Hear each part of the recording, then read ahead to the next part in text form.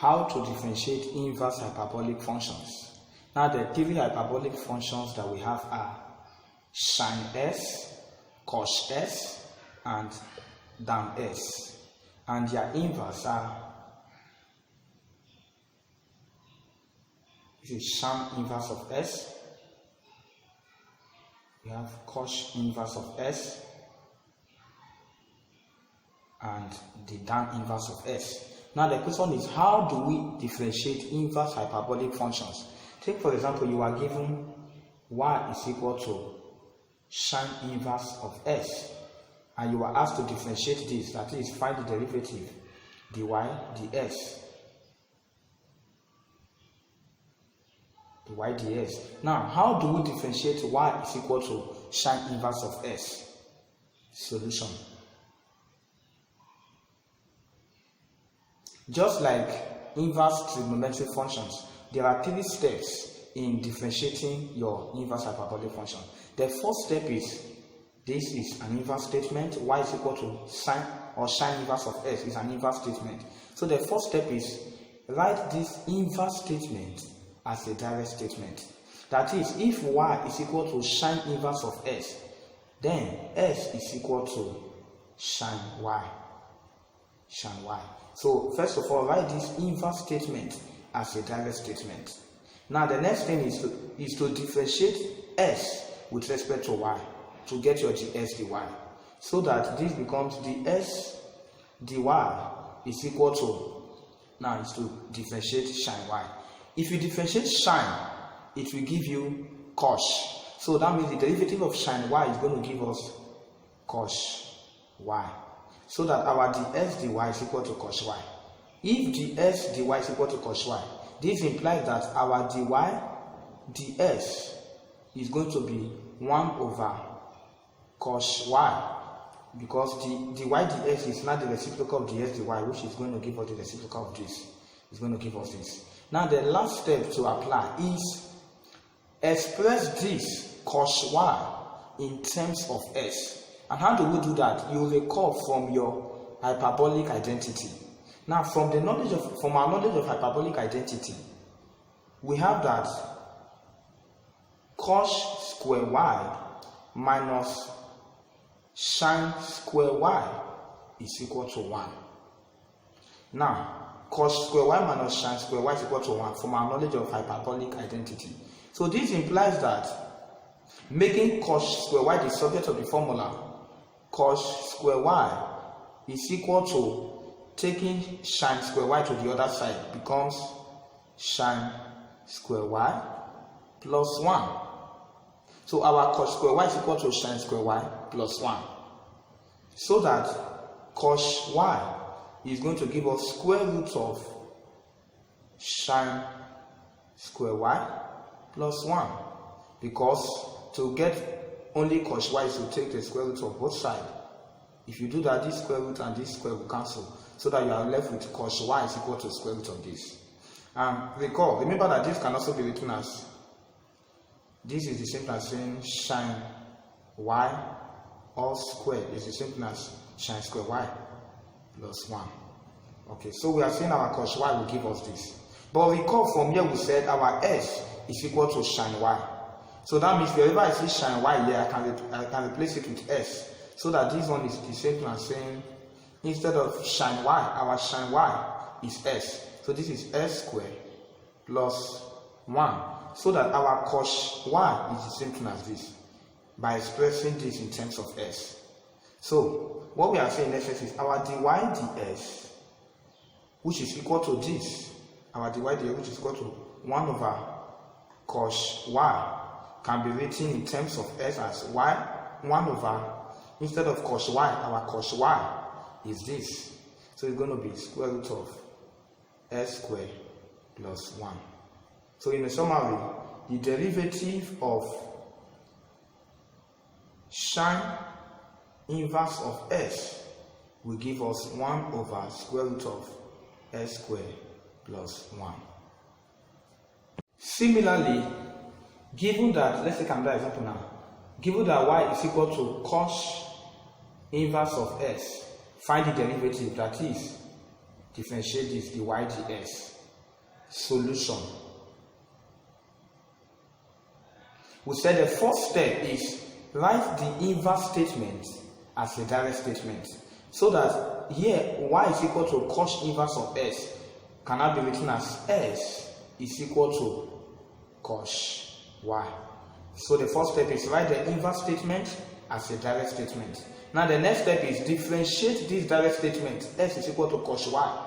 Differentiate s with respect to y, so that this becomes, to get your ds dy, so that our ds dy will give us, now if you differentiate cos y, it's going to give you sin y. So this one is going to give us sin y, so that our ds dy is equal to sin y. This implies that our dy ds is equal to 1 over sin y. That is, the reciprocal of ds dy will give us dy ds, which is going to give us the reciprocal of this 1 over sin y. Now the last step we said is you express sin y in terms of s. How do we do that? Recall from your hyperbolic identity that cos square y minus sin square y is equal to 1. So making sin square y the subject of the formula, that is taking this one to the other side, this implies that sin square y is equal to, if you take this one to this side and you bring this one here, it's going to give us cos square y minus 1. So our sin square y is going to give us cos square y minus 1. This implies that sin y is equal to square root of cos square y minus 1 by taking the square root of both sides. The square root and this square will go, so that our sin y is equal to square root of this. Remember, this one can be written as cos square y is written as cos y or squared minus 1. But recall, from here we said our cos y is equal to what? S. So that means this can be written as square root of, wherever I see cos y, I will replace it with s. So it's going to be s squared minus 1. So what we are saying in essence is sin y. We are going to express sin y in terms of s to be square root of s squared minus 1. Hence, our dy ds is equal to, our dy ds, which is equal to 1 over sin y, is equal to 1 over, but here we say our sin y is equal to square root of s squared minus 1. So it's going to be square root of s squared minus 1.